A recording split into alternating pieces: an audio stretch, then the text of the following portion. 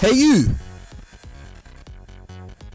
Yeah you! Do you want your Sonic Frontiers experience to go from this to this?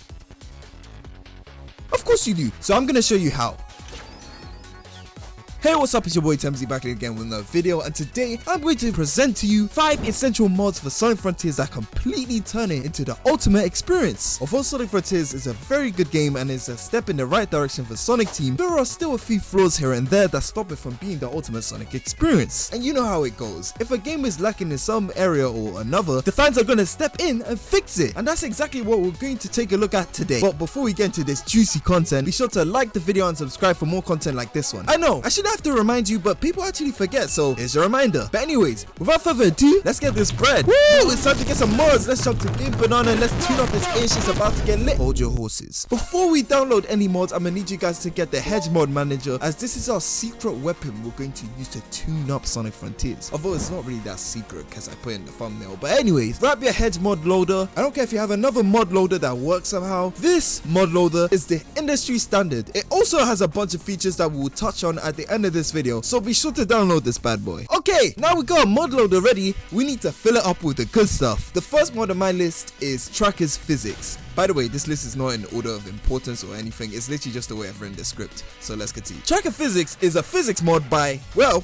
Tracker that fine-tunes the controls of Sonic Frontiers to the point where it has the speed of previous Sonic games but doesn't feel too overpowered to the point where Sonic launches completely off the map or becomes too hard to control. Sonic Frontiers' regular speed, even with all the upgrades you can get in-game, is pretty disappointing. This is basically Sonic 06's levels of speed, aka non-existent. This is a Sonic game for Unleashed sake. I want to go fast. Well, Tracker's Physics does just that. Notable changes include way faster homing attack, especially in cyberspace. Parry has a slightly smaller window, so you actually have to time it. Cyberspace controls in general have been reworked so you can actually enjoy them. Yes, I went there. And Sonic's ground speed has been increased so you can pick up a lot more speed without having to hold that boost button all the time. Or should I say boost trigger now, since they changed the layout for Frontiers. And to really put the emphasis on speed, there's even a toggle for a new mode called Hyper Fighting Mode, which speeds up Frontiers' sluggish attacks and actually allows you to flow into combos that make the combat feel a lot more fluid. I know there's a bunch of combat mods that do a lot more, however, I don't want to actually have to learn a new set of controls for this game. I just want the combat to be a bit faster, and this mod does exactly that. I've gotten so used to this mod that I'm gonna keep it on for the rest of the video.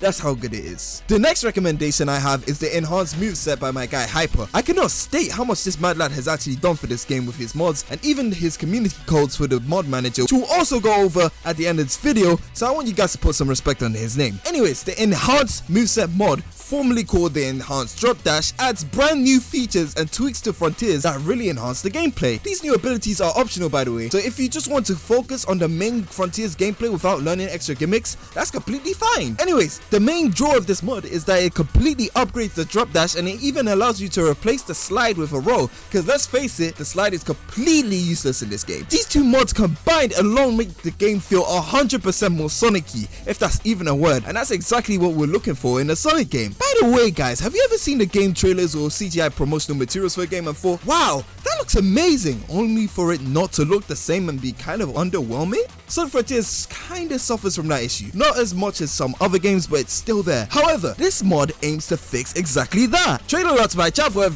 aims to replicate or at least get close to the look from Sonic Frontiers trailers and promotional renders. And I have to say, this game was pretty before, but it's absolutely beautiful now. Although the night lots might be a bit too blue for some people's liking, but like every other mod on this list, it can be adjusted. And if you want to go for the full immersion, I'm gonna throw in a bonus mod actually. This one's not on the list, and recommend pairing this mod, Trailer Lots, with the HE1 Sonic Reborn mod, which actually brings back the long-quilled Sonic from Generations and Unleashed, which was somehow still used by Marza when they were making their promotional material for Frontiers. Although this mod is a matter of personal preference, which is why I'm not officially including it on the list, if you want to get as close to these CGI trailers as possible, in my opinion, this mod is absolutely necessary. In fact, screw it, I'm using these mods for the rest of this video as well. This mod allows you to switch between the Frontiers, Unleashed, Generations, and Lost World animations for Sonic, but I picked the Frontiers one because we're trying to get the best Frontiers experience, the ultimate Frontiers experience. Okay, mod number 4 on my list is the dynamic Lightspeed dash by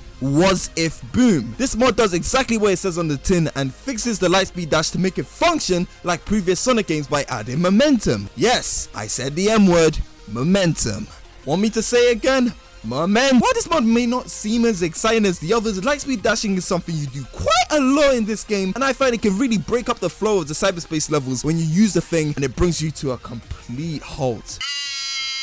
You can also tweak how fast Sonic breaks when moving and not moving, so you can do all these Lightspeed dash sections that will build around Sonic losing momentum and still have the ability to keep it if you keep holding the joystick forward, which is really nice. Okay, we are down to the final mod, so let's go out with a bang. Island Tweaker by the same guy who made the last mod we just talked about, which is kind of funny. I didn't even notice that until I wrote the script, but anyway, Island Tweaker is a massive game changer, literally. It does a lot of things that make Frontier's tedious parts actually enjoyable. The main features include disabling night challenges, adjusting the popping distance globally and separately for enemies and collectible, turning off camera triggers, removing dash panels, turn off 2D sections, force all modern sprays to be able to homing attack. Night challenges is something I've been complaining about since my review video, because it's crazy that to progress through this game, after you find a night challenge, you have to wait for the day-night cycle to run its course, then stumble about having to figure out what you actually have to do and then pray it doesn't suddenly become morning again before you complete the challenge. Granted, Frontier's challenges are piss easy, but it's still annoying that I have to spend all this time waiting and waiting just to be able to do one task. Anyway, sorry about that rant, but it's nice to not have to worry about it anymore thanks to this mod, and I hope no one else has to suffer the way I suffered. The 2D sections is also pretty useful because my god does this game have a bunch of 2D sections, especially in Chaos Island. It's funny, I actually liked them in moderation, but by the time I was at Chaos, it was like 80% of the map, which is absolutely insane. You couldn't even perform any skips or explore the island properly without the game forcing you to play a 2D section. But now, Chaos Island is actually fun with this mod, albeit a little broken, but it's a small sacrifice to pay for salvation. And that's my 5 essential picks. What are you waiting for? Go download them right now. Oh wait, actually wait. I promised you guys some codes, didn't I? Yeah! Let's go through some of the community codes in the Hedge Mod Manager, or Hedgy as Expo would say, that make the game more fun to play. Alright, I'm going to scroll through right now all of the codes I use in the Hedge Mod Manager, and I'm also going to click on some of my favorite ones, read what they do. But anyways, if you have the Hedge Mod Manager, you can literally scroll in. You can try out all of the codes actually. Make sure to click download community codes, because when you first download the manager, depending on when you download it, some will actually be missing.